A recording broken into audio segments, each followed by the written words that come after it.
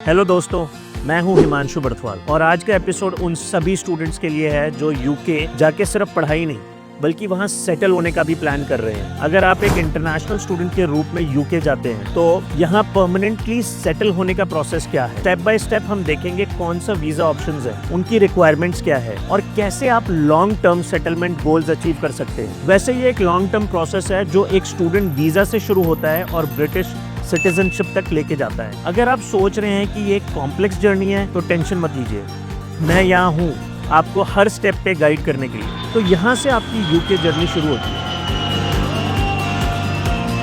सबसे पहला स्टेप है यूके स्टूडेंट वीजा लेना, जो आपको लीगली यूके में आने के लिए और हायर एजुकेशन के लिए परमिशन देता है। लेकिन अगर आपको सिर्फ एक डिग्री नहीं, एक लॉन्ग टर्म करियर और फ्यूचर चाहिए तो आगे का रोड मैप देखना जरूरी है। आपने अपनी डिग्री सक्सेसफुली कंप्लीट कर ली, अब नेक्स्ट स्टेप क्या है? Graduate route visa, which is also called post study work visa. आइए देखते हैं ग्रेजुएट रूट वीजा की रिक्वायरमेंट्स क्या है। सबसे पहले आपके पास यूके स्टूडेंट वीजा होना चाहिए, यानी आप वहाँ ऑलरेडी हो, आपके पास स्टूडेंट वीजा है। आपकी यूनिवर्सिटी होम ऑफिस अप्रूव्ड होनी चाहिए। ग्रेजुएट रूट वीजा की एप्लीकेशन फी है करीब 822 पाउंड और हेल्थ सरचार्ज है अराउंड 1035 पाउंड पर ईयर, ये आपको पे करना होगा। ये गोल्डन अपॉर्चुनिटी है क्योंकि इस वीजा के साथ आपको जॉब स्पॉन्सरशिप की जरूरत ही नहीं होती। यानी आप पहले स्टूडेंट वीजा पे यूके पहुंचे, फिर जब आपने स्टडीज खत्म करी आपने अपने स्टूडेंट वीजा को पोस्ट ग्रेजुएट वर्क परमिट यानी ग्रेजुएट रूट वीजा में कन्वर्ट किया।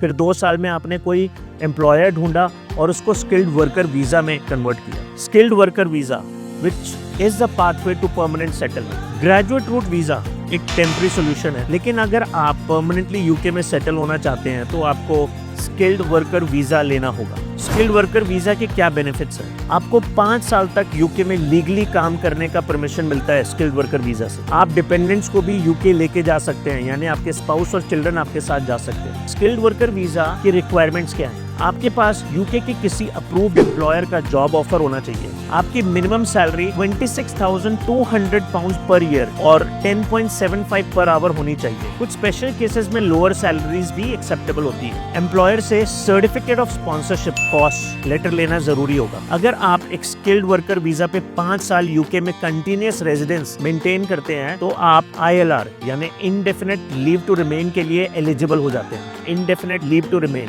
Is a permanent residency. अगर आप यूके में 5 साल तक स्किल्ड वर्कर वीजा या किसी और एलिजिबल वीजा कैटेगरी में रहते हैं तो आप ILR के लिए अप्लाई कर सकते हैं। ILR बेसिकली यूके की परमानेंट रेजिडेंसी होती है जो आपको बिना किसी वीजा रिस्ट्रिक्शन के यहाँ रहने को और काम करने को अलाउ करती है। अब आइए जानते हैं ILR के लिए एलिजिबिलिटी कैसे बनेगी। तो आप स्किल्ड वर्कर वीजा पे हैं एटलीस्ट फॉर 5 इयर्स, फिर आपको life in the UK test pass करना पड़ेगा। लाइफ इन द यूके एक इमिग्रेशन क्वेश्चनर है, ये एक नॉर्मल टेस्ट है जो आपकी नॉलेज चेक करेगा कि आपको यूके के बारे में कितना पता है। आपको इंग्लिश लैंग्वेज प्रोफिशिएंसी प्रूव करनी पड़ेगी, आपका गुड कैरेक्टर प्रूव करना पड़ेगा कि यानी आप पे कोई क्रिमिनल रिकॉर्ड तो नहीं है, और ये सब आप प्रोवाइड कर देते हैं तो ILR एक ह्यूज माइलस्टोन है क्योंकि इसके बाद आप यूके में बिना किसी वीजा रिन्यूअल के इंडेफिनेटली रह सकते हैं। बस एक और स्टेप बचा है, ब्रिटिश सिटीजनशिप। ILR के 1 साल बाद आप ब्रिटिश सिटीजनशिप के लिए अप्लाई कर सकते हैं। इसका मतलब है कि आप ऑफिशियली यूके के सिटीजन बन सकते हैं और ब्रिटिश पासपोर्ट के लिए अप्लाई कर सकते हैं। तो फाइनली जब आप ब्रिटिश सिटीजन बन जाते हैं तो आपको फुल राइट्स मिलते हैं, voting rights, free NHS health care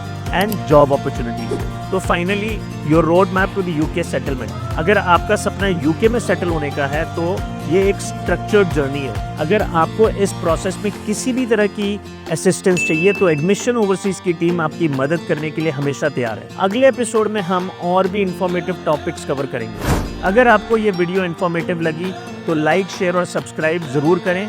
see you in the next episode.